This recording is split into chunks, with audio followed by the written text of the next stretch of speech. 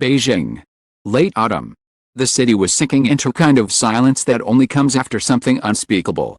In a small, dimly lit apartment on the western edge of the city, the parents of Yu Menglong sat by the window, surrounded by stacks of files, flash drives, and fragments of a life that had been reduced to evidence. The official investigation had ended months ago, declaring his death a tragic accident. The media moved on. The world forgot. But his parents never did. His mother remembered every inconsistency, every phrase that didn't fit, the bruises around his neck that the report called pressure marks from a fall, the strange discoloration on his fingertips that she had seen herself, but which never appeared in the autopsy photos.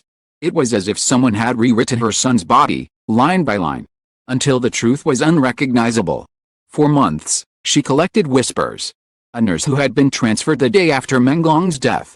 A security guard who said the cameras in the hospital corridor had been under maintenance. None of it formed a complete picture, until a small, anonymous envelope arrived one cold morning.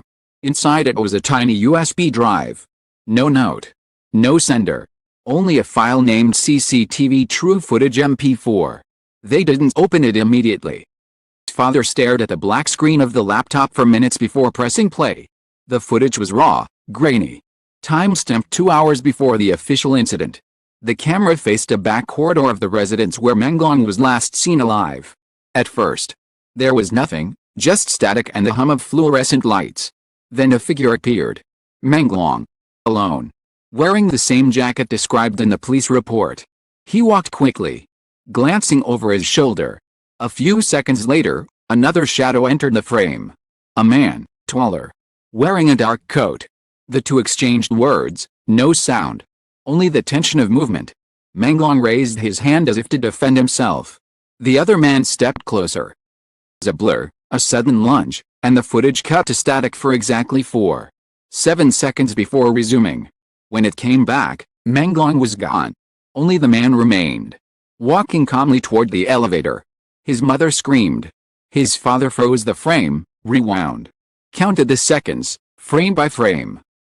Data of the file showed tampering, the timecode edited, sections deleted. Yet even the surviving seconds told a story the official report denied. Yu Menglong had not been alone. That night, his parents took the video to a trusted journalist who had once been banned for exposing corruption in a mining case. She watched silently, replaying the moment where the shadow appeared. Then she said, "If this is real." To everyone. The journalist helped them cross-check the building's internal surveillance records. But the logs showed something impossible. All footage from that night had been erased at 2:03 a.m. Exactly when Menglong vanished. Only one device had accessed the files afterward, an encrypted account registered under the Investigation Bureau's ID. The truth began to surface. The family received anonymous calls telling them to let it go. But grief had burned away their fear. They went public. At a small press conference streamed live by independent media, Yu Menglong's father held up a USB drive and said, "This is what they didn't want you to see." The room erupted. Screenshots from the footage spread like wildfire across Weibo and Telegram. Hashtags surged, "Justice for Menglong." "Truth behind the footage." "Reopen the case." Within hours, major outlets that once ignored the story began to pick it up. Comment sections filled with disbelief, rage, and sorrow. "We were lied to," one user wrote. Turned his death into a performance. Officials denied everything. The spokesperson claimed the footage was digitally manipulated. But experts in digital forensics confirmed the opposite. The frame data, while edited in timestamp, the model of surveillance cameras used in Menglong's residence complex. One expert, speaking under anonymity, said, "Missing seconds are deliberate. Someone wanted to erase the moment of contact." By the third day, public outrage forced authorities to reopen the investigation.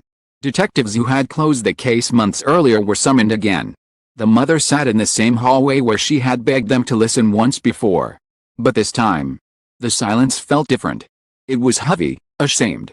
That evening, she returned home, lit a candle beneath her son's photograph, and whispered, "We saw you. Can't hide you anymore." The flicker of the flame reflected off the laptop screen.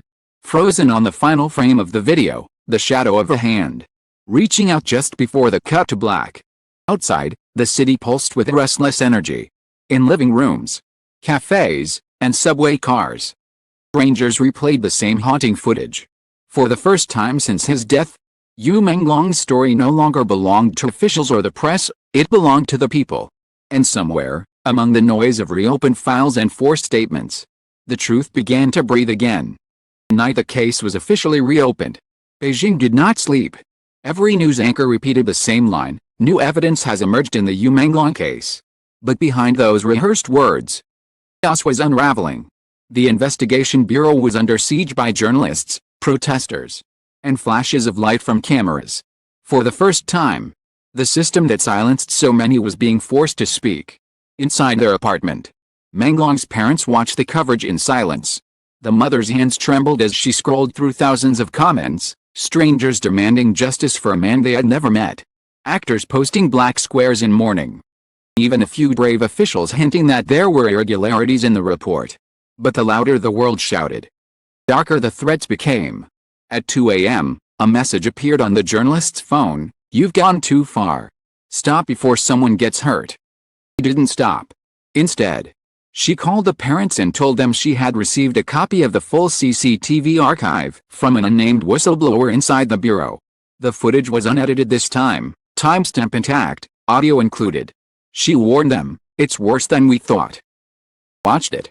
The truth became unbearable. The missing 4 seconds from the previous clip showed Menglong being grabbed from behind, a struggle, the sound of a sharp thud, and then silence. Shadow Man was clearer now, a badge glinting under the corridor light. It wasn't a stranger. It was one of the lead investigators who had signed off on the accidental death report. His father stood up slowly, unable to breathe. His mother screamed until her voice broke.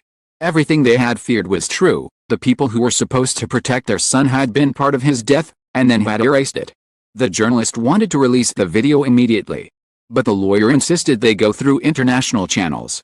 "If it disappears here," he said, "Earth dies with it." Within 48 hours, a foreign news outlet published the full video, along with a forensic analysis proving the badge number matched an active officer still working under the bureau.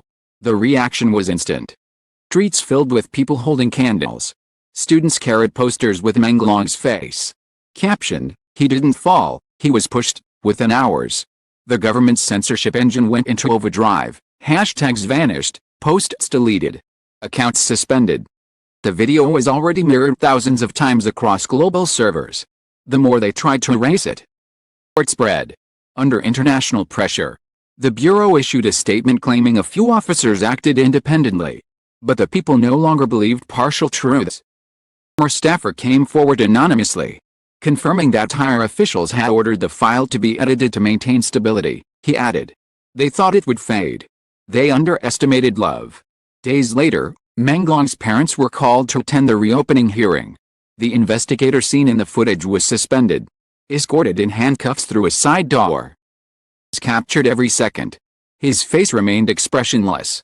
But the mother's eyes burned into him, not with hate, but with the unbearable weight of truth. When the court played the footage, the entire room fell silent. No one moved.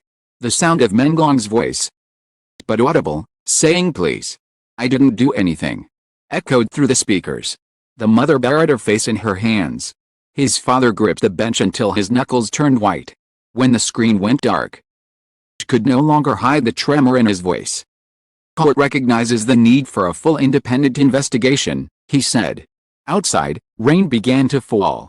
The crowd didn't leave. They stood in the storm, chanting his name. It wasn't about celebrity anymore. It was about every person who had ever been silenced. Weeks passed. More details surfaced, files destroyed, evidence moved. Witnesses paid off. Despite the layers of deceit, one thing remained unshakable: the small family who refused to let their son disappear twice. The mother gave one final interview to the same journalist. "Boy's steady now.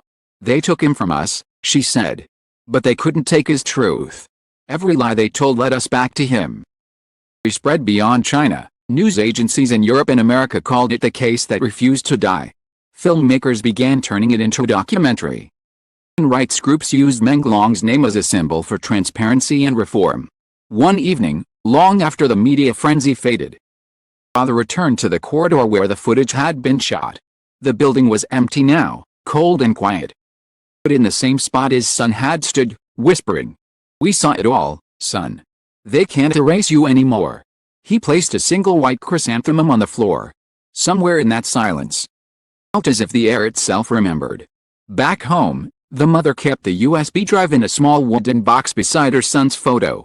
Every year on the anniversary of his death, lit 3 candles, one for truth, one for courage, one for peace. The world might forget, but she never would. Outside their window, the city lights flickered like unblinking eyes. Somewhere, behind every reflection, the truth waited, no longer buried, no longer afraid. Because once the lie was exposed, Menglong was no longer just a name. He became a question that no one could silence again.